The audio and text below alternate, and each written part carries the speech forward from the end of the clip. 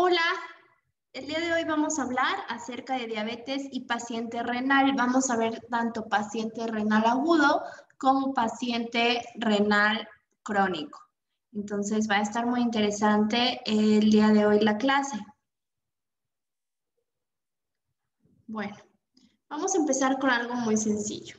Solo para recordar que al momento en que un alimento entra a nuestro tracto gastrointestinal, ya debemos de saber estas siglas, se metaboliza en los diferentes monosacáridos, también ya debemos de saber qué es un monosacárido, en los diferentes ácidos grasos y aminoácidos por los que está conformado. Nosotros sabemos que vamos a encontrar a nuestros macronutrimentos de esta forma y todos los que acabamos de mencionar arriba, pues son justo estos, pero en su forma mucho más pequeña, ¿sale? Particularmente los monosacáridos, o sea, los que son las partes más pequeñas de un hidrato de carbono, son los que desencadenan una respuesta insulínica, ¿sale? Acuérdense que ¿quién libera la insulina? El páncreas. Ahorita vamos a hablar acerca de eso. Entonces, la glucosa entra al torrente sanguíneo y tiene dos destinos. Esto va a depender mucho de lo que se haga para ver en qué destino se va. ¿Sale?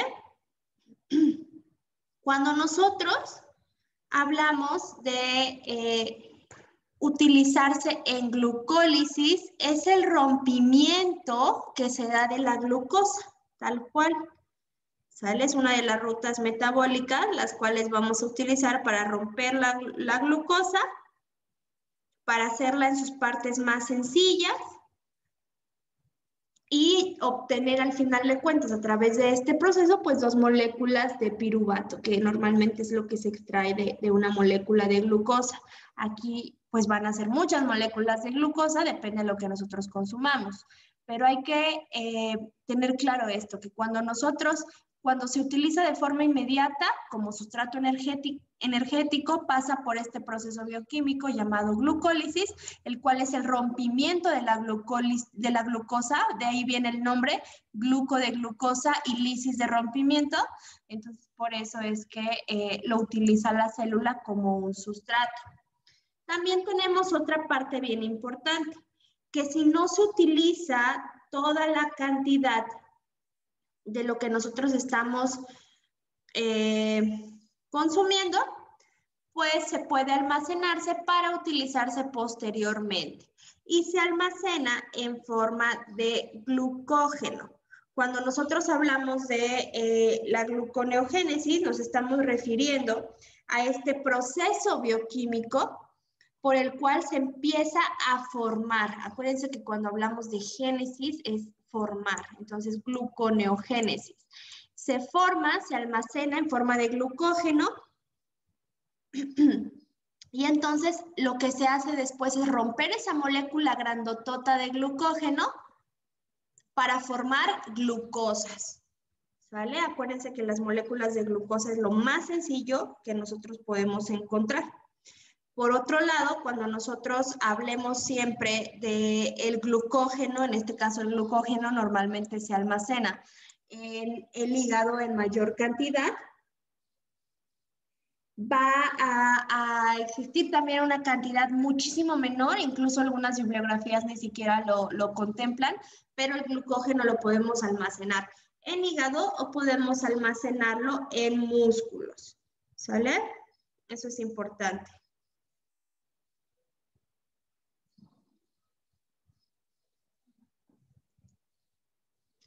Ahora, ya sabemos los dos destinos que puede tener la glucosa que nosotros obtenemos a través de nuestros alimentos. En caso de que el camino elegido sea la glucólisis, se va a liberar insulina del páncreas a través de unas estructuras llamadas islotes de Langerhans. Estos islotes son los que nos van a liberar la insulina. Y de esta manera la insulina funciona como un transportador de la glucosa. Yo ya les había hecho un dibujito en clase espero lo recuerden perfectamente, de cómo la glucosa funciona como eso, como un transportador para poder abrir diferentes receptores y poder utilizar, en este caso, la glucosa y que la glucosa no se eleve. La insulina se encarga de acarrear la glucosa en sangre a los receptores de las diferentes células de nuestro organismo para que ésta se pueda internalizar y funcionar de forma correcta. Es decir, que la glucosa que nosotros consumimos de nuestros alimentos se meta a las células para poder generar energía y no se quede en torrente sanguíneo y no se eleve la glucosa. Ahora que ya dimos como un repasito muy pequeño de cosas que ya habíamos visto, es importante conocer la definición de diabetes, ¿sale? Es una enfermedad crónica en la cual el cuerpo no puede regular la cantidad de glucosa que hay en la sangre. Esto puede deberse a muchas situaciones que ahorita vamos a platicar. Es un padecimiento que se caracteriza por la elevación de la glucosa en la sangre debido a que la insulina es poca, esto es importantísimo. La insulina puede ser poca, puede ser nula o de mala calidad. O sea, en algunos casos no puede existir nada, puede ser poca, puede ser nada o puede ser de mala calidad. Es por eso que de acuerdo a estas opciones que nosotros mencionábamos, pues vamos a encontrar distintos tipos de diabetes, algunos prevenibles y otros no lo son. Sin embargo, cualquiera de estos tipos pueden controlarse para poder permitir a la persona que tiene este padecimiento llevar una vida normal. Esta enfermedad puede ser causada por muy poca producción de insulina, resistencia a la insulina o ambas. Entonces tenemos que tener muchísimo cuidado en cuanto a eso, ¿vale? Las personas con diabetes presentan niveles altos de glucosa en sangre debido a que su cuerpo no puede movilizar esta glucosa de la sangre hasta las células, lo que habíamos dicho. Para que una persona no tenga glucosa elevada, esta glucosa tiene que estar dentro de la célula para que en nuestras mitocondrias se pueda generar esta energía. Si la glucosa se queda afuera de las células, es donde nosotros ya vamos a tener elevación de la misma en el torrente sanguíneo, o sea, en nuestra sangre.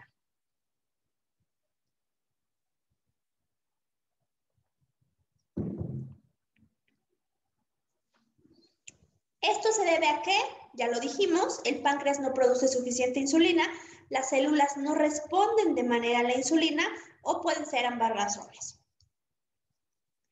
Hay dos tipos principales, ojo, principales, no quiere decir que sean las únicas, principales de diabetes. Las causas y los factores de riesgo son diferentes para cada tipo e incluso en cada tipo hay diferentes subtipos, ¿sale? En este caso, las más conocidas son, o las dos principales serían diabetes tipo 1 y diabetes tipo 2.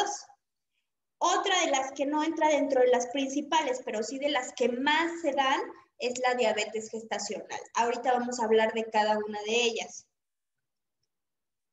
Empezamos con diabetes tipo 1. Se puede presentar a cualquier edad, pero se diagnostica con mayor frecuencia en niños, adolescentes o adultos jóvenes. Pero no quiere decir que un adulto mayor o un adulto, no sé, de edad madura ya no pueda presentar este tipo de diabetes, ¿sale? Esta enfermedad es cuando el cuerpo no produce o produce muy poquita insulina.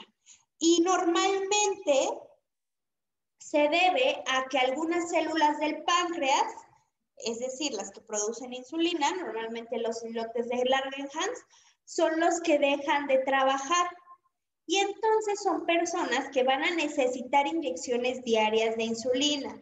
Y esta insulina ya puede ser de larga, de corta, de media duración. Algunos médicos las combinan. Va dependiendo mucho de cada paciente. La causa exacta se desconoce, aunque también puede ser dada por algunas situaciones de algún tipo de traumatismo donde se va involucrado el páncreas o después de algún tipo de cáncer de páncreas, aunque normalmente el cáncer de páncreas es muy agresivo, pero las personas que llegan a superar esta difícil enfermedad, pues suele darse o suele presentarse que se tengan este tipo de problemas. Bueno, pasamos a diabetes tipo 2. Generalmente se presenta en la edad adulta, pero debido a las tasas de alta obesidad, que nosotros sabemos que estamos dentro de los primeros lugares de obesidad, ahora se puede diagnosticar con facilidad en los niños y en adolescentes. A diferencia de que antes la diabetes tipo 1 era la que era mucho más asociada a los niños, porque normalmente era alguna situación tanto genética, algún tipo de accidente, algún tipo de traumatismo en específico, o alguna situación de mala producción a nivel celular. En este caso, la diabetes tipo 2, estamos hablando que tiene todo que ver con malos hábitos de alimentación. Entonces, es por eso que hoy en día, pues es una de las más diagnosticadas, tanto en los niños como en los adolescentes, y qué decir de los adultos, ¿no? Con este tipo de diabetes, el cuerpo es resistente a la insulina y no la utiliza con eficacia como debería. ¿Esto por qué? Porque nosotros empezamos a generar algo que se llama fatiga pancreática. Consumimos tanta cantidad de glucosa sin necesidad, porque ni siquiera la utilizamos muchas veces, este tipo de alimentos, ¿no? Sobre todo muy azucarados, que a veces las personas lo consumen y son totalmente sedentarios, pues nos genera que se den este tipo de problemas a la larga, ¿sale? Y por último, la diabetes gestacional. En este tipo de diabetes, los niveles de glucosa se elevan, igual que en las demás, y se puede presentar durante cualquier momento durante el embarazo en una persona que no tiene antecedentes de diabetes ni algún tipo de situación relacionada con diabetes. Sin embargo, normalmente en las mujeres que tienen diabetes gestacional, esta se quita después del embarazo, ¿sale? Entonces, normalmente es así. Últimamente, la diabetes gestacional ha permanecido en algunas mujeres, sobre todo aquellas mujeres que tienen un exceso de peso durante su embarazo, que no suben la cantidad adecuada o máxima que se les permite. Entonces, pues llegan a presentar problemas de este tipo. Y aquí está el dibujito que yo les decía, el que toda la vida les he hecho en el pizarrón. Aquí está ya bien. Creo que ya se los había mostrado también en imagen. Pero bueno, es prácticamente todo lo que les he platicado acerca de cómo nosotros podemos ver la diferencia en un páncreas sano, en un páncreas con diabetes tipo 1 y con diabetes tipo 2. Les voy a explicar cómo funciona cada uno de ellos, ¿vale? Necesito que lo observen y ahorita que ya lo terminen de observar, ya les explico.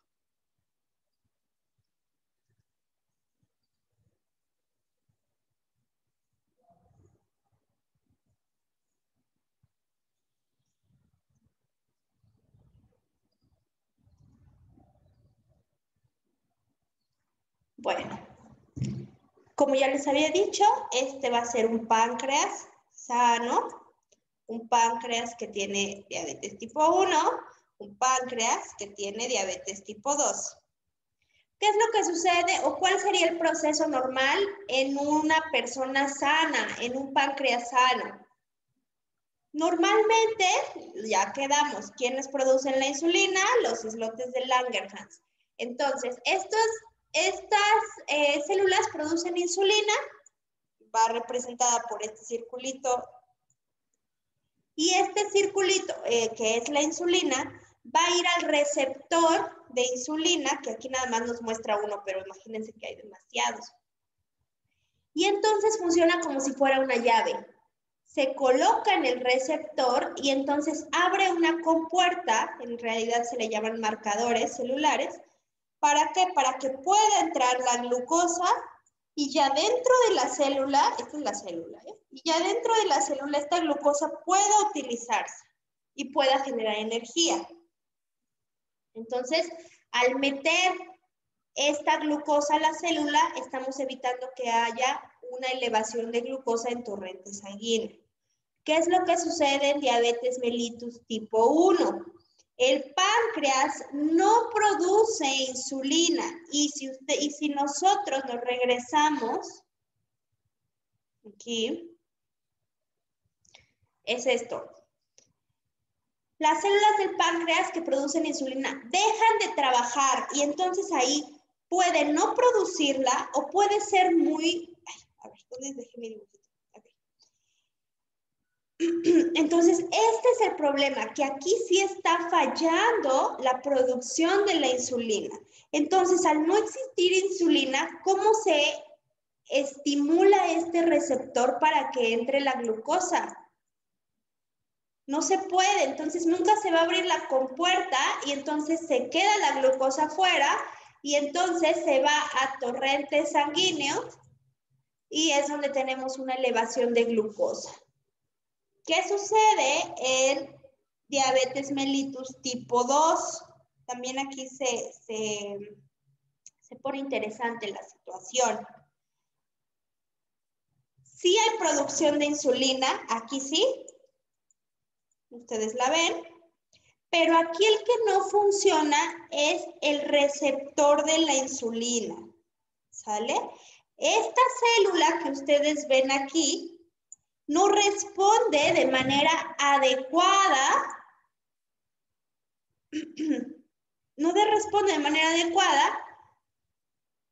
a esta insulina que puede llegar aquí. Porque el receptor está mal, el receptor no lo lee, no lo puede utilizar. Entonces, ¿qué es lo que sucede? Por más que la glucosa se coloque en donde debe de ir, no va a poder pasar. No va a poder crear energía como en el caso 1. Entonces, aquí no hay quien estimule el receptor. Aquí el receptor no funciona y por lo tanto las células no pueden responder correctamente o adecuadamente a este estímulo. ¿Sale? Vamos a hablar de los factores de riesgo ahora.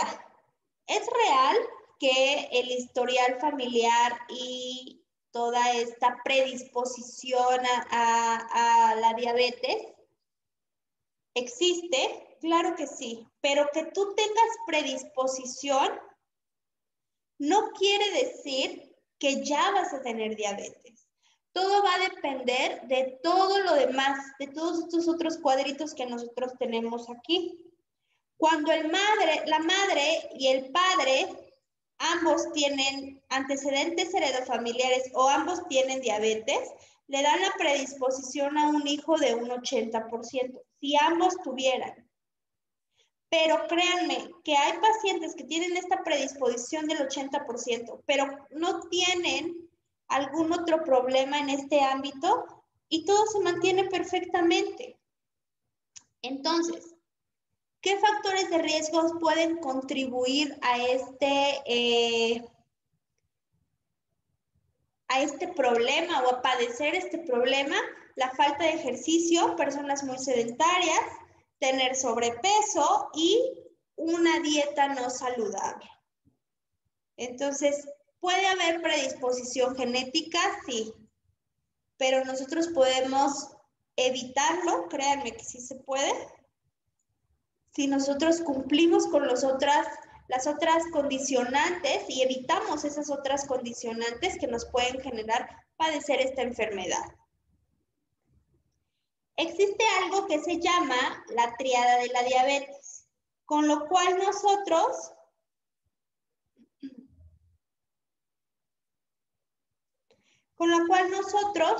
podemos conocer o podemos intuir si una persona puede estar presentando niveles descontrolados de glucosa en sangre.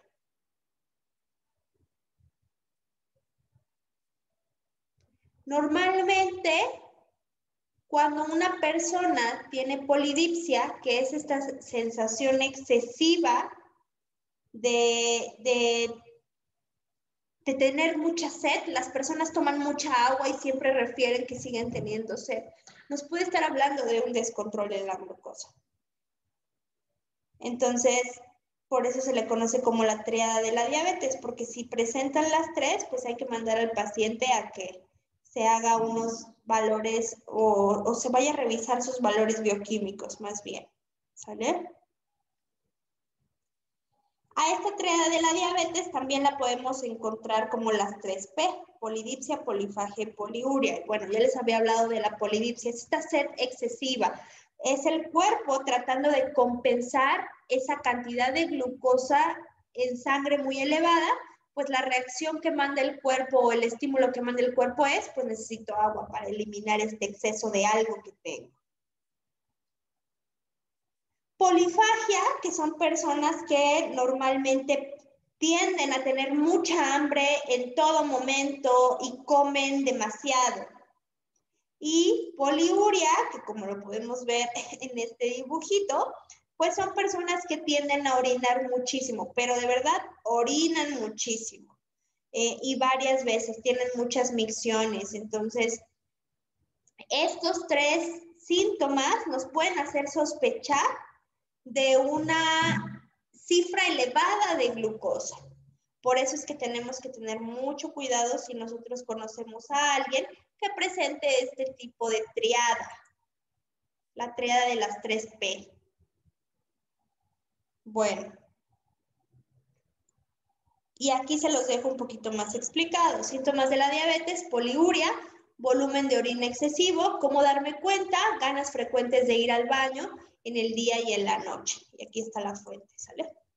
Polidipsia, aumento anormal de la sed, cómo darme cuenta, sed intensa continua que no desaparece tomando agua. Y si se dan cuenta, estas dos pues tienen mucha relación, ¿no? La una con la otra. Nada más quiero hacer aquí un paréntesis. En cuanto a la poliuria, pues hay que descartar cualquier otro tipo de problema, porque a veces llegan a tener una infección de vías urinarias o llegan a tener, no sé, algún problema en vejiga o llegan a tener algún problema, no sé, más de tipo renal, el sistema genitourinario, y entonces le quieren echar la culpa o se espantan y dicen, ay, es que creo que ya tengo diabetes. No, acuérdense, es la triada. Polifagia, aumento de la necesidad de comer, cómo darme cuenta, sensación de hambre continua y sostenida. Y les dejo otro síntoma que también llega a ser característico en personas que empiezan a tener desnivelados sus parámetros bioquímicos de glucosa, que es que tienen pérdida de peso sin razón ni motivo. Este tipo de síntoma o signo, porque en realidad sí lo podemos percibir, es muy frecuente en muchas enfermedades. Por eso tenemos que valernos siempre de unos análisis bioquímicos, normalmente que la vía o que esta toma de glucosa sea central. Nosotros hay que evitar el glucómetro, que sea por vía periférica. Entonces hay que tener mucho cuidado en eso y sí tenemos que tomarlo en cuenta, pero no se agarren solo un signo o un síntoma y ya piensen que esa persona tiene diabetes, porque solamente la van a espantar. Entonces no es así, ¿sale? Bueno, ¿qué más cosas podemos encontrar como sintomatología de diabetes? Aumento de apetito, pérdida de peso, visión borrosa. Normalmente eso lo vamos a encontrar cuando los niveles de glucosa ya llegan a ser demasiado elevados. Heridas que no sanan, al igual cuando los niveles ya llegan a ser demasiado elevados. Sed excesiva y orinar con frecuencia, sí llegan a ser de los primeros foquitos de alerta que nosotros llegamos a encontrar en este tipo de pacientes.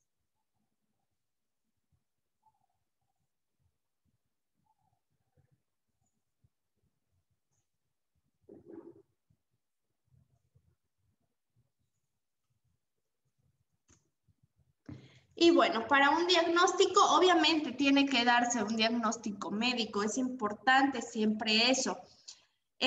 Nosotros podemos tener un diagnóstico clínico y un diagnóstico definitivo. ¿Cómo lo vamos a hacer o cuál es la diferencia entre un diagnóstico clínico y un diagnóstico definitivo? Bueno, el diagnóstico clínico se basa en toda la sintomatología que nosotros acabamos de ver aquí. Esto es un diagnóstico clínico, que nuestro paciente presente varios de esto, la tríada de la diabetes y algunas otras sintomatologías de aquí, eso es un diagnóstico clínico. Pero nosotros ya nos basamos en un diagnóstico definitivo cuando la glucosa en ayuno es mayor a 125 miligramos sobre decilitro, cuando la normal debe de ser de 70 a 96. Cuando nosotros tenemos una glucosa postprandial mayor a 199 miligramos sobre decilitro. Acuérdense lo que es postprandial, que es después de comer, ¿sale? Hemoglobina glucosilada también es de lo fundamental que nosotros tenemos para hacer un buen diagnóstico. La hemoglobina glucosilada nunca miente, les puede mentir quien sea, pero la hemoglobina glucosilada jamás. La hemoglobina glucosilada, si es mayor o igual a 6.5%, se puede también utilizar para este diagnóstico definitivo. Normalmente se realizan las 3 pruebas para un diagnóstico certero, ¿sale? Y este es el valor normal de una hemoglobina glucosilada estándar, ¿sale? Porque también tiene mucho que ver en cuanto a hombre-mujer y edades. Y bueno, de aquí saqué todos estos datos también, por si ustedes quieren revisar. Ya que nosotros ya sabemos que esa persona tiene o no tiene diabetes mellitus, obviamente se tienen que revisar muy bien y muy a detalle la historia clínica del paciente, antecedentes heredofamiliares y todo lo demás para poder hacer algo adecuado. Pero que ya cuando ya nosotros sabemos que estos pacientes llegan a tener glucosa elevada y ya pasa después de estos diagnósticos tanto clínico como definitivo a ser diabetes, tal cual, confirmada, pues hay que tener en cuenta todos aquellos factores que pueden subir la glucosa en sangre. Demasiada comida, en este punto, normalmente la selección de comida no adecuada para estos pacientes es lo que llega a darnos algún tipo de problema. El sedentarismo, el tener enfermedades sumadas a esta enfermedad, también hace que se complique mucho y es ahí donde empieza la complejidad. Cuando el paciente tiene diabetes, pero tiene hipertensión, pero tiene daño renal, pero tiene, no sé, infección de vías urinarias, pero tiene dengue, pero tiene, no sé, cualquier otro tipo de enfermedades siempre va a verse complicado. Y los pacientes que ya tengan diabetes, sí pueden llevar estilos de vida normal, pero una vez que estén controlados sus niveles de glucosa, pero si es un paciente que vive en un descontrol total, que sus medicamentos se los toma con Coca-Cola, que sigue teniendo sedentarismo, que no baja de peso, que llega a tener muchos momentos donde tiene atracones de comida de bajo valor nutricional, o sea, no va a ser alguien que esté sano y se le va a complicar mucho todo. Hay que tener mucho cuidado porque también el estrés puede influir en el aumento de la glucosa. Normalmente, cuando una persona está enferma, de lo que sea, si ustedes revisan sus parámetros de glucosa, suben, siempre van a subir por el estrés corporal, por el estrés metabólico que está sufriendo su cuerpo. Entonces es muy normal que una persona que tiene un dolor de estómago terrible por X causa, su glucosa suele estar elevada. Obvio no tan elevada, o sea, se eleva un poquitín. Los días calurosos también pueden elevar la glucosa, entonces hay que mantener a los pacientes con diabetes hidratados, hay que evitar climas excesivamente calurosos porque sí puede elevar su glucosa. Ahora, ¿qué es lo que tenemos que hacer a nivel dietético? ¿Qué es lo que nosotros podemos sugerir? Bueno, aquí hay de dos sopas.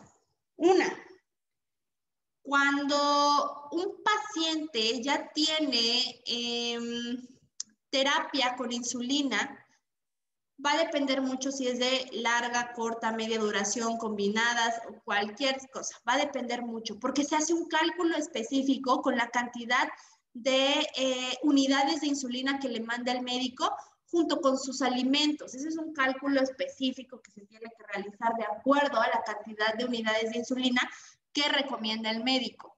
En este caso, no vamos a abordar a esos pacientes, vamos a abordar a los pacientes que tienen tratamiento con metformina, que llegan a tener tratamiento con algún tipo de fármaco a nivel oral, ¿sale? Y que empiezan normalmente con dosis de insulina muy bajitas, ¿sale? ¿Qué es lo que se va a buscar en este objetivo? ¿O cuál va a ser el objetivo de estos pacientes? Lograr mantener un peso saludable, lograr mantener las concentraciones de glucosa en rangos normales, sí se puede, ¿eh? Sí se puede.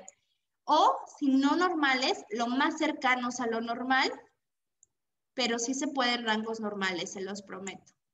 Promover el consumo de hidratos de carbono altos en fibra y bajos en índice glucémico. Si nosotros hablamos de índice glucémico, es esta propiedad que tiene, bueno, no es propiedad, es esta característica que tienen los alimentos para elevar la glucosa en sangre, de acuerdo a sus componentes bromatológicos, ¿sale?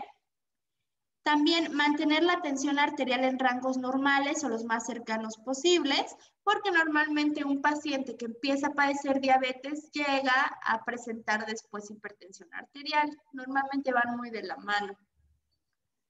Es como un auto, cuando se le descompone algo y si no lo arreglas de ese algo, se le va a descomponer otra cosa y otra cosa y otra cosa. Entonces, es mejor luego ir a resolver el problema desde raíz. Promover un perfil de lípidos adecuado, este es otro punto bien importante. La mayoría de las personas que tienen diabetes tienen obesidad y tienen problemas en cuanto a dislipidemias mixtas. Entonces, ojo ahí, hay que hacer una valoración en cuanto a niveles bioquímicos, siempre hay que estar revisando todo esto porque suele darse en este tipo de pacientes. Bueno, hablamos de proteína. Cuando hablamos en el caso de un paciente con diabetes, tenemos que cuidar que la proteína abarque del 15 al 20% del gasto energético total. O sea, de todas las calorías, la proteína debe de ser del 15 al 20%. Cubrir el requerimiento de acuerdo a la función renal. Esta palabrita lo cambia todo. Es bien fácil atender a un paciente con diabetes, pero si el paciente ya tiene otras enfermedades, es donde tenemos que priorizar bastante. De acuerdo con el perfil metabólico, enfocándonos en los lípidos, hay que revisar qué es lo que vamos a hacer. ¿Por qué de acuerdo con el perfil metabólico? Porque si el paciente tiene colesterol elevado, triglicéridos elevados, tenemos que revisar qué está pasando ahí. ¿Qué situaciones en cuanto a los lípidos están alterando todo esto? Por eso nos dice que de acuerdo al perfil metabólico.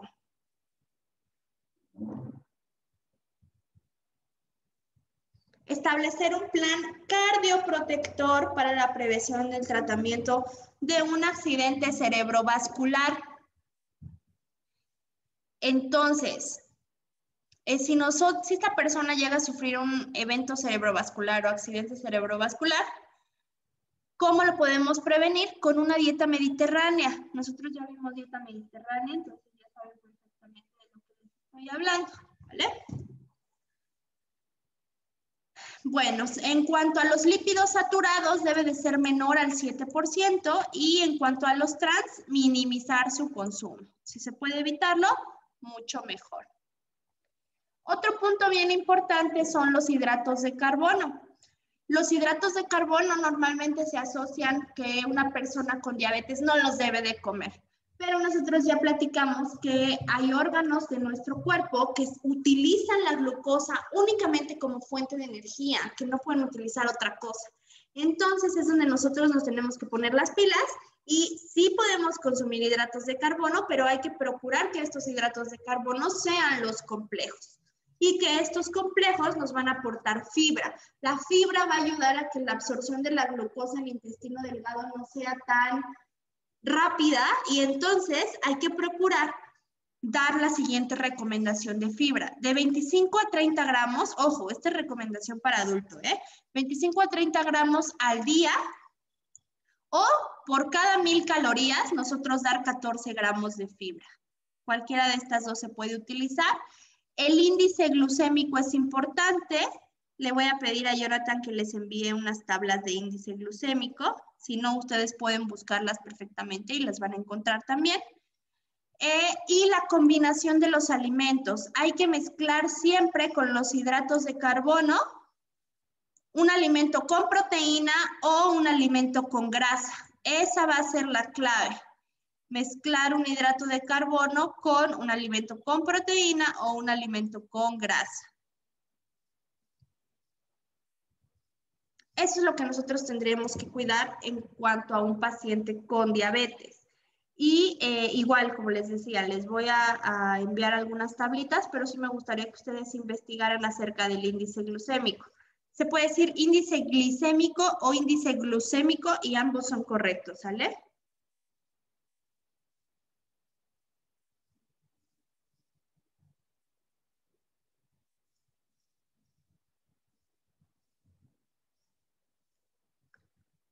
Bueno, vamos a pasar ahora acerca de la enfermedad renal. Vamos a hablar ahora de la enfermedad renal.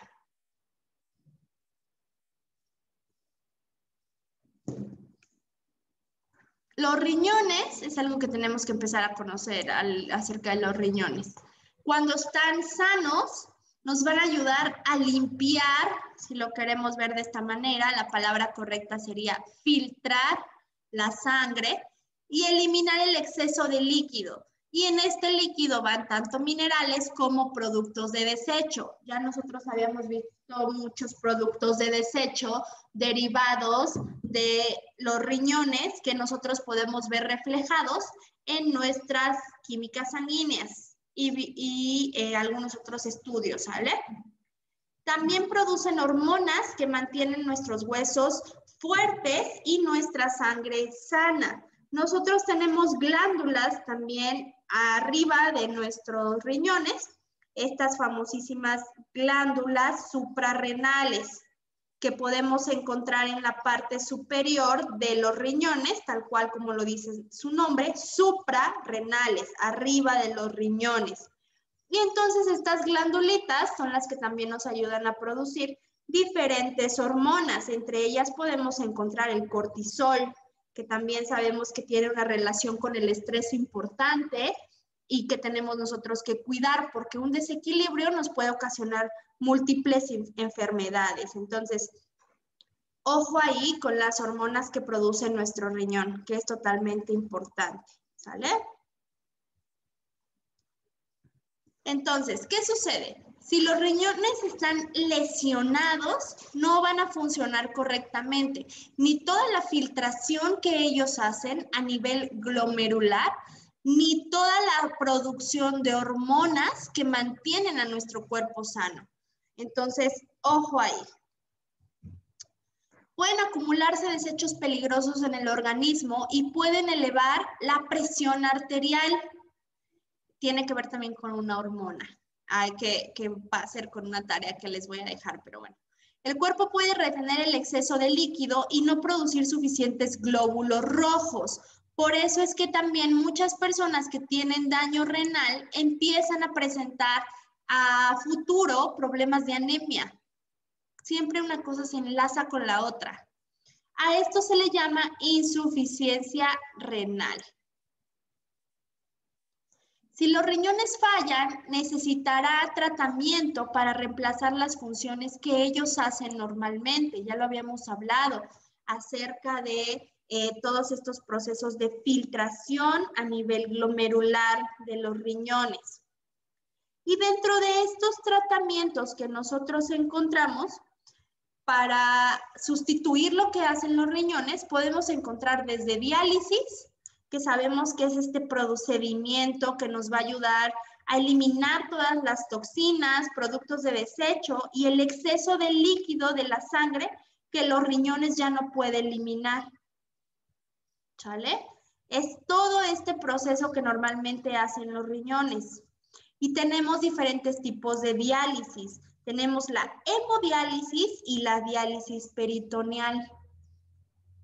O puede ser, bueno, obviamente si es diálisis o diálisis peritoneal ya depende mucho de cada paciente, de la exploración médica. O también, en casos ya más graves, pues se da un trasplante renal, que como nosotros sabemos, pues este tipo de trasplante suele ser hasta cierto punto riesgoso porque la compatibilidad que debe de existir en un paciente, pues debe de ser adecuada. Y el paciente, una vez que tiene este tipo de trasplante, el que dona el riñón, pues va a quedar a la mitad de funcionamiento de su cuerpo, sus procesos. Entonces también tiene que vivir como un paciente enfermo, no nada más es donar porque sí. Y la persona que recibe este riñón, pues también va a tener que tomar de por vida medicamentos. ¿Para qué? Pues para que su cuerpo no reconozca como un agente extraño a este riñón. Ahora, la insuficiencia renal, que es esto, que los riñones ya no pueden hacer totalmente sus funciones o incluso a porcentajes muy bajos, la podemos dividir en crónica o en aguda. Y ahorita vamos a hablar acerca de la insuficiencia renal crónica y la insuficiencia renal aguda. Bueno, es justo lo que les decía. La insuficiencia renal crónica, pérdida lenta de la función de los riñones con el tiempo. El principal trabajo de estos órganos es eliminar desechos y el exceso de agua del cuerpo. La enfermedad renal crónica, que también la podemos encontrar con esta nomenclatura, empeora lentamente durante meses o años. Personas que van perdiendo poco a poco esa función. La pérdida de la función puede ser tan lenta que no se presentará síntomas hasta que los riñones casi hayan dejado de trabajar.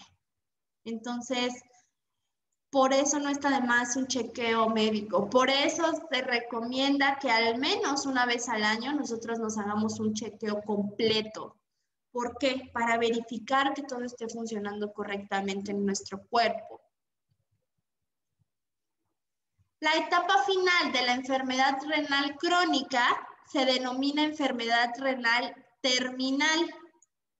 En esta etapa, los riñones ya no tienen la capacidad de eliminar suficientes desechos y el exceso de líquido del cuerpo. Por eso es que estas personas sufren con mucho edema, normalmente en los miembros inferiores, en los brazos, incluso algunas personas en la zona abdominal. Y como ya no tienen esa capacidad de eliminar los desechos de su cuerpo, pues llegan a tener como una intoxicación de estos mismos desechos y entonces generamos problemas muy graves a nivel del sistema nervioso central sobre todo. En ese momento se necesitará diálisis o un trasplante de riñón, ¿vale?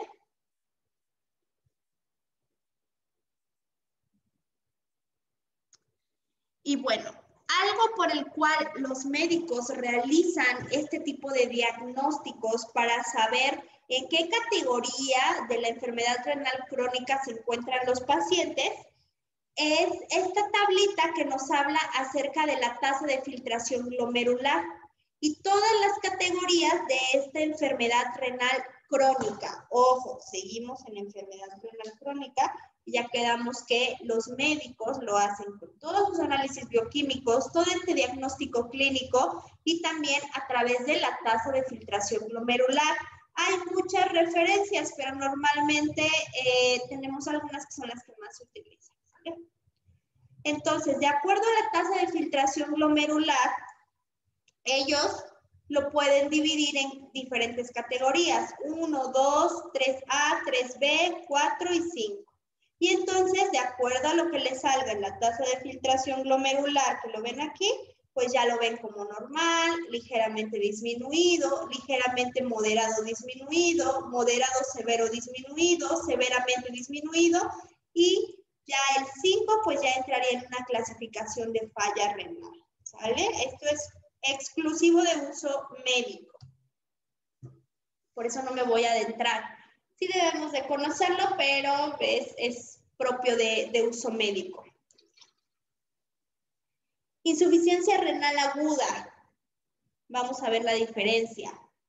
Aquí, en diferencia a la crónica, es la pérdida rápida de la capacidad de los riñones para eliminar residuos y ayudar con el equilibrio de líquidos y electrolitos en el cuerpo. ¿Por qué puede pasar esto? Puede ser una enfermedad renal autoinmunitaria, créanme que sí se da bastante. Puede ser una disminución del flujo sanguíneo debido a presión arterial muy baja, lo cual puede resultar de quemaduras, deshidratación, hemorragias, algún tipo de lesión, un shock séptico, una enfermedad grave o una cirugía. Puede darse también por trastornos que causan coagulación dentro de los vasos sanguíneos del riñón, los que ya habíamos visto anteriormente. Creo que aquí. Y bueno, pueden ser también infecciones que causan lesión directamente al riñón. Es de las más comunes, la pielonefritis aguda y la septicemia. Complicaciones del embarazo, incluso desprendimiento prematuro de la placenta o placenta previa, también se puede ver relacionada con un daño renal agudo. Obstrucción de las vías urinarias, drogas ilegales, normalmente como la cocaína o la heroína, pues pueden generar este tipo de problemas.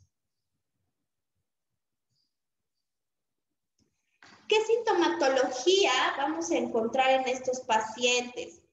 Vamos a encontrar la famosa melena. ¿A qué nos referimos con esto? Cuando al evacuar encontramos la heces fecal totalmente negra. ¿Esto por qué? Pues por la sangre que ya está oxidada. Entonces, normalmente lo van a encontrar así como melena, que son estas heces oscuras, por la sangre oxidada que se tiene, ¿sale?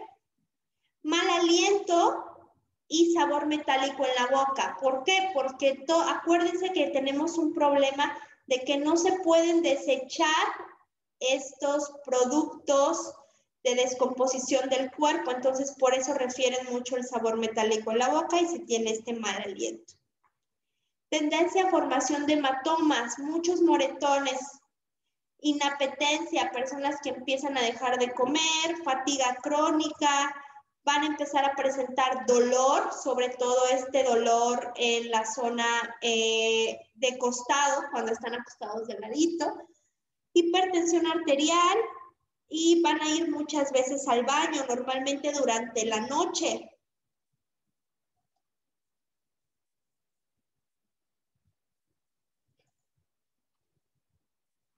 ¿Qué podemos revisar en cuanto a los análisis bioquímicos? Para mí siempre los bioquímicos son todo, los bioquímicos no mienten. Entonces, ¿qué es lo que se le manda a hacer al paciente para poderlo revisar a profundidad?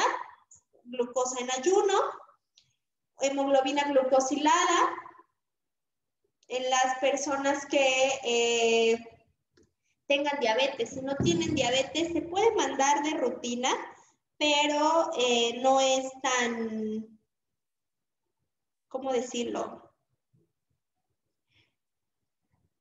No es tan relevante, pero a mí sí me gusta mandar la hemoglobina glucosilada porque, por si las dudas, yo sí lo mando, la verdad, a hacer la hemoglobina glucosilada. Porque así podemos ver si ya tiene diabetes tipo 2, si tiene prediabetes y todo esto, ¿no? Entonces, a mí sí me gusta mandarla, no solo en personas con diabetes, también, aunque no. Otro punto importante que nosotros tenemos que mandar en estos pacientes o que nosotros podemos sugerir en estos pacientes es una prueba de nitrógeno, ¿sale?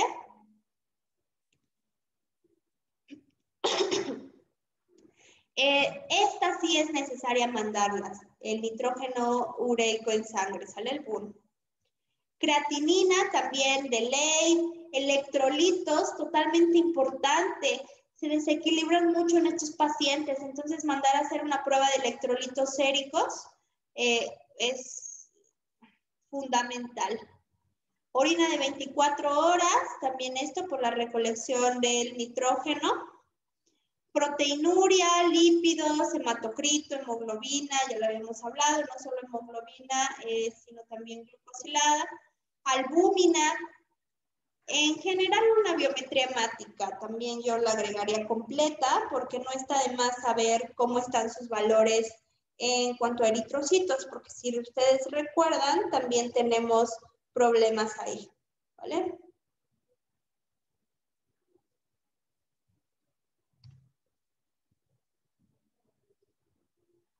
Y bueno, en cuanto a lo clínico, ya pasamos lo bioquímico, pero en cuanto a lo clínico,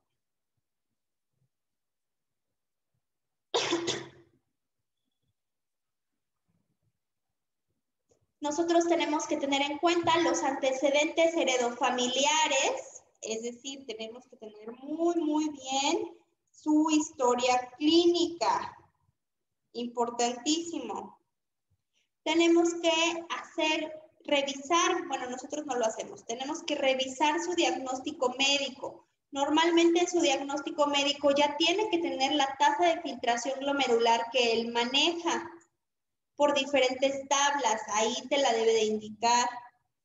Se debe de hacer una valoración global subjetiva, se debe de revisar qué medicamentos está consumiendo, si está tomando algún tipo de suplemento, si tiene algún tipo de comorbilidad, ya sea diabetes mellitus, cáncer, VIH, hipertensión arterial, una enfermedad cardiovascular, anemia, una gastroparesia, una neuropatía periférica. Todo eso es importante y créanme que sí se lo tienen que, bueno, tiene que venir en su historia clínica. Si no, ustedes tienen que realizar su historia clínica.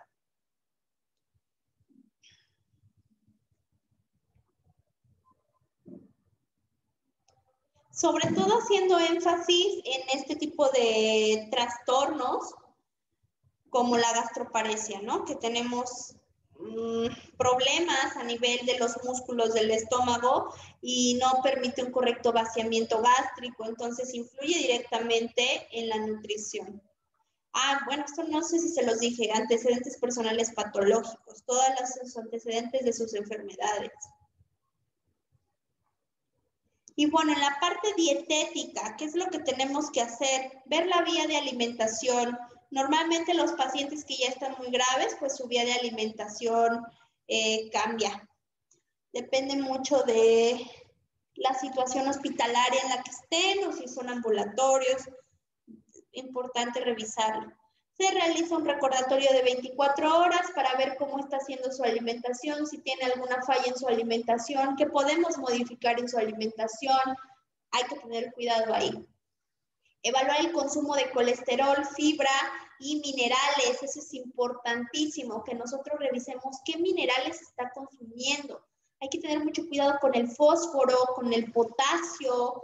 Hay que tener demasiado cuidado también con el calcio, el sodio. Tenemos que ver que todo esté equilibrado y lo que no esté equilibrado, modificarlo y hacer que se genere esta homeostasis. Y en cuanto a los fluidos, el consumo de líquidos también es importantísimo, porque si en un paciente que está edematizado nosotros damos mayor cantidad de líquidos de lo que él está excretando, por eso son importantísimas las notas de enfermería, porque nosotros vemos cuántas micciones tienen en mililitros.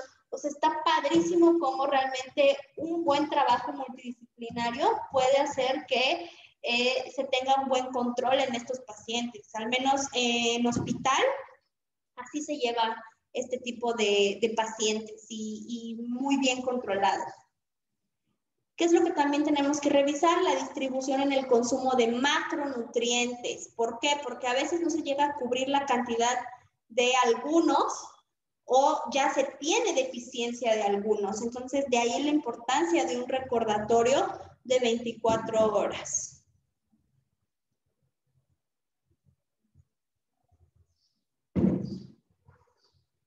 Bueno, diagnóstico nutricional, mi parte favorita de todo.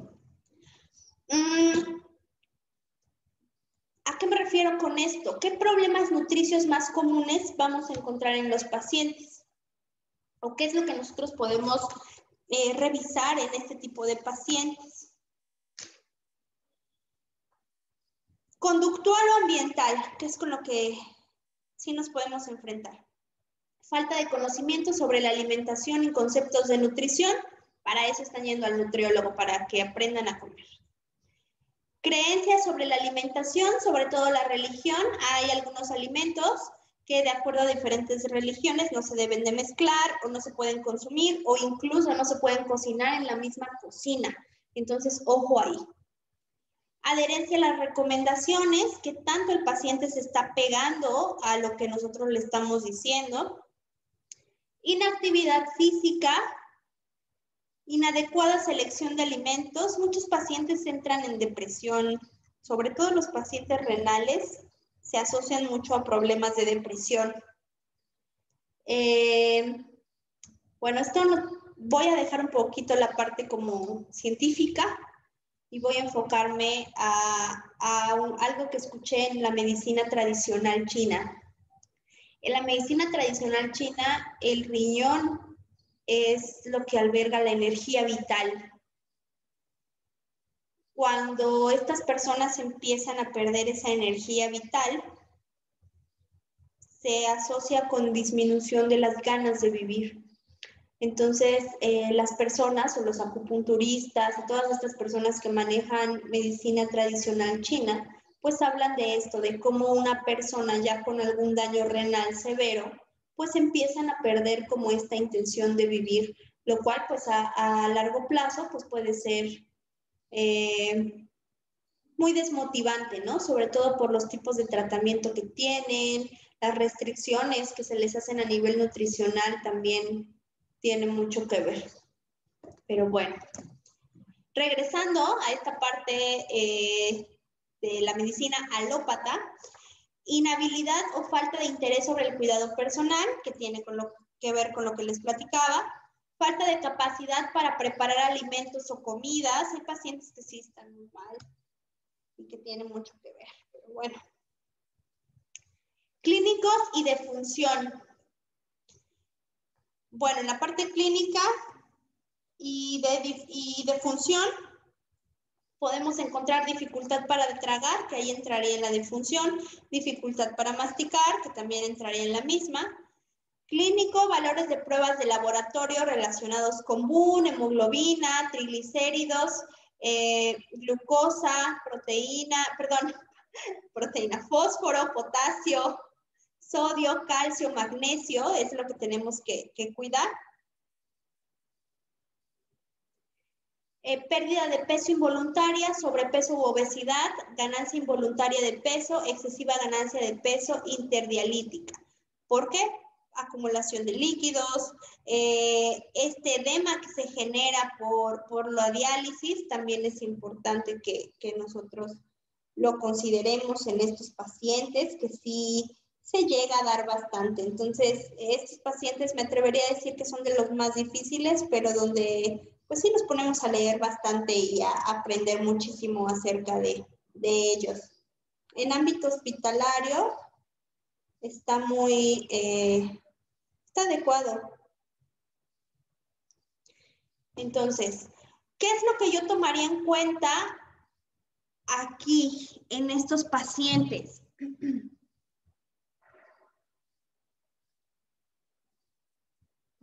Déjame cambiar mi color de marcador.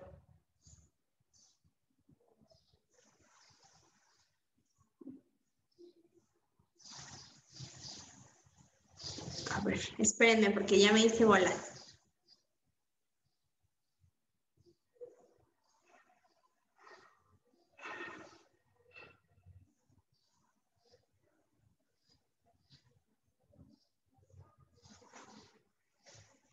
Ay.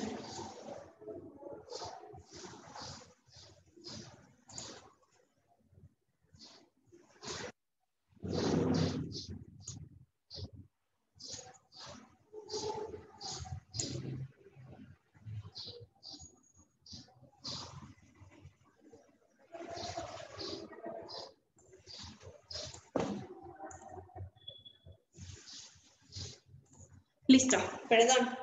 Bueno, ¿qué es lo que más tenemos que tomar en cuenta en la parte clínica?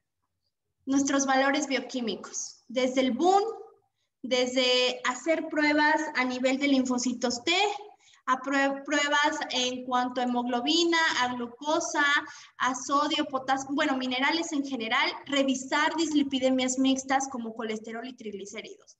Eso es lo que ustedes tienen que revisar siempre, o lo más importante en estos pacientes.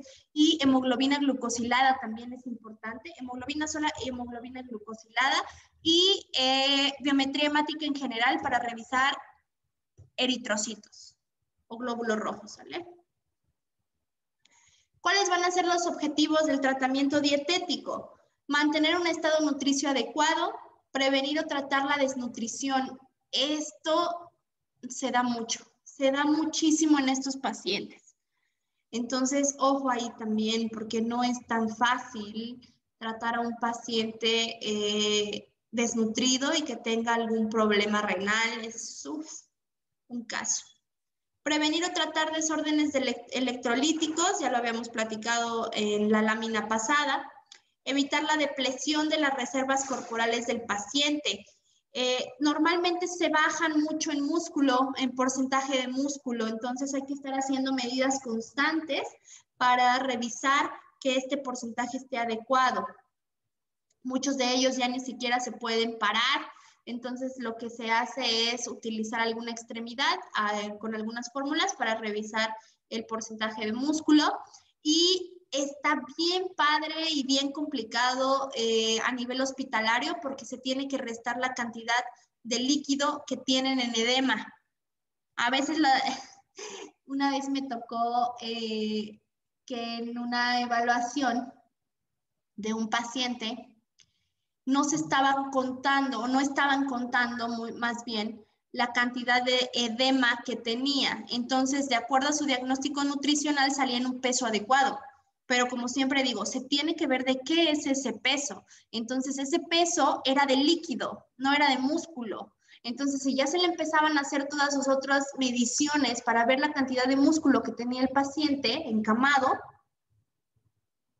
y se descubre que su porcentaje de músculo está por los suelos, el peso es líquido y está totalmente edematizado de alguna zona como las piernas o brazos, pues el chiste se cuenta solo, ¿no? Entonces, ojo aquí con evitar la depresión de las reservas corporales del paciente.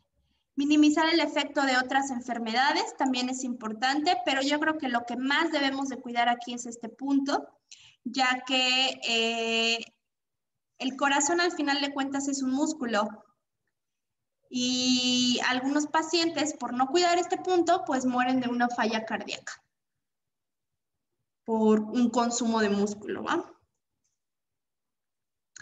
¿Qué se tiene que hacer en cuanto a la ingestión? Aumento del gasto energético, es decir, de las calorías.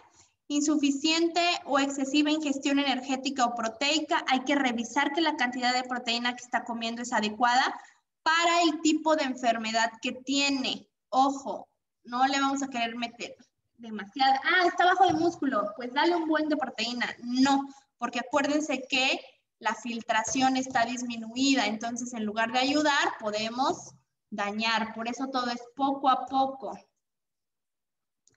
Excesiva ingestión de fluidos, hay que revisar que no haya este exceso. ¿Por qué? Porque si no se va a edematizar, se hinchan, se inflan.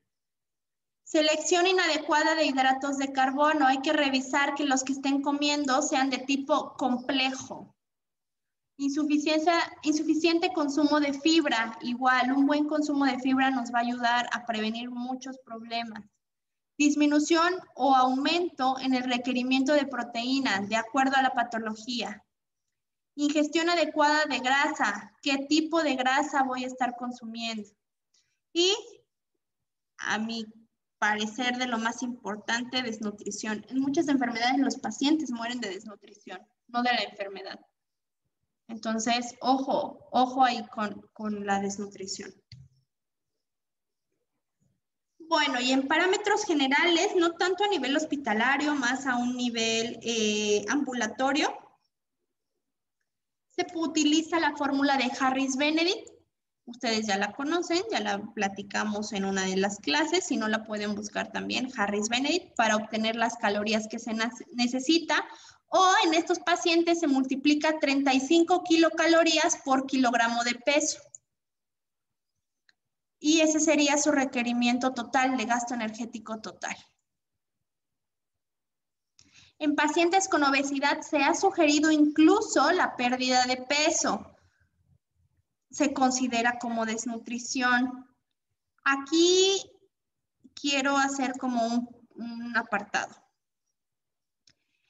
Se considera como desnutrición si empiezan a perder músculo. Si empiezan a perder grasa, no hay ningún problema, ¿sale? Se aporta el 100% del requerimiento estimado en las calorías. Las calorías que me salgan se las doy. Aquí no, mi idea no es que baje de peso, sino que solito con las mismas calorías, solo cambie su alimentación en cuanto a calidad de alimentos. Por lo menos 50% de las proteínas deben de ser de alto valor biológico, eso es importante. Y normalmente las cantidades son de 0.3 a 0.6 gramos por kilogramo de proteína. Este es un estándar, pero cambia totalmente de acuerdo a la tasa de filtración glomerular, cambia totalmente a la etapa de vida, cambia totalmente si tiene edema, cambia totalmente de acuerdo a la situación de estrés metabólico que tenga el paciente.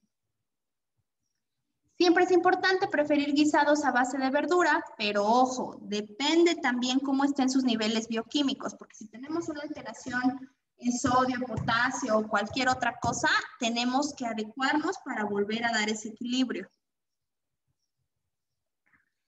En cuanto a hidratos de carbono, de todo ese 100% de nuestras calorías, por ejemplo, nosotros tenemos un ejemplo, ¿sale? De mi mente. 1500 calorías. Ay, esas 1500 calorías van a ser mi 100%. El 45% de esto debe de ser de hidratos de carbono. Es una reglita de 3 y así me sale las calorías que yo voy a utilizar solo en hidratos de carbono. Fácil, una reglita de 3 nada más. Y de fibra, acuérdense que los hidratos de carbono son los que nos van a dar la fibra. De esos hidratos de carbono, 25 gramos al menos tienen que ser de fibra, por las recomendaciones que ya habíamos hablado anteriormente, de un adulto sano, que son de 25 a 30. Bueno, no un adulto sano, un adulto con diabetes o con algún tipo de enfermedad renal, ¿sale? Valorar si el paciente tiene diabetes o síndrome metabólico, para saber si cambio algo. Lípidos, 35% de todas mis calorías totales, del gasto energético total. De esos 35%, no debe de existir mayor a 7% de grasas saturadas y el colesterol debe de ser menor a 200 miligramos. ¿Dónde encontramos colesterol? Pues en todos aquellos alimentos con cantidades de grasa de origen animal, ¿sale? Ajustar de acuerdo al paciente en caso de que tenga una dislipidemia o 2 dislipidemias. Líquidos. En este punto igual cambia a nivel hospitalario, créanme, es otro show porque ahí se tiene que contabilizar todo lo que va teniendo o orinando este paciente, de acuerdo a sus micciones. Normalmente son de 500 a 700 mililitros adicionales al volumen urinario. En caso de anuria, o sea que nuestro paciente no esté orinando, se le dan 1000 mililitros al día, pero depende mucho porque si el paciente tiene edema, se le hace un cálculo de acuerdo al líquido que está reteniendo en el edema, ¿sale? Eso ya es a nivel hospitalario, pero a un paciente ambulatorio puede funcionar perfectamente esto. Sal, también la sal, híjole, es todo un caso que se tiene que cuidar. Se recomienda consumir menos de 5 gramos de sal. Actualmente, menos de 6 gramos de sal. Actualmente la recomendación, las nuevas, es de 5 gramos, ¿sale? Menos de 5 gramos. En hipertensión arterial, es decir, pacientes que aparte de este problema renal tengan hipertensión arterial, existe alguna evidencia de que el consumo de menos de 2 gramos de sal al día resulta benéfico. Entonces se puede probar también. No podemos omitir totalmente la sal porque la necesitamos. ¿Cómo vamos a saber qué está pasando con nuestro paciente? Análisis bioquímicos. Recomendaciones: disminuir el consumo de sodio, no utilizar sal en la preparación de alimentos, evitar productos enlatados, embutidos, bebidas carbonatadas, frituras, botanas y alimentos conservados en salmuera, no utilizar sustitutos de sal por su alto contenido de potasio, utilizar hierbas aromáticas y especias para sazonar alimentos, evitar el consumo de aditivos con fósforo en alimentos industrializados, consumir hielo en trozos o frutas congeladas para disminuir la sensación de sed. Son pacientes que siempre van a referir que tienen mucha sed y no pueden tomar gran cantidad de agua por el edema que ellos ya padecen. Entonces, esto es algo que se hace mucho, tanto en paciente hospitalizado como en paciente ambulatorio, donde nosotros le damos este tipo de trocitos, tanto de hielo como de frutas, para disminuir esa sensación de sed y no consuman gran cantidad de otra cosa que puede ser dañina para ellos o que los puede desequilibrar. Entonces, ojo ahí, ¿sale? Importante.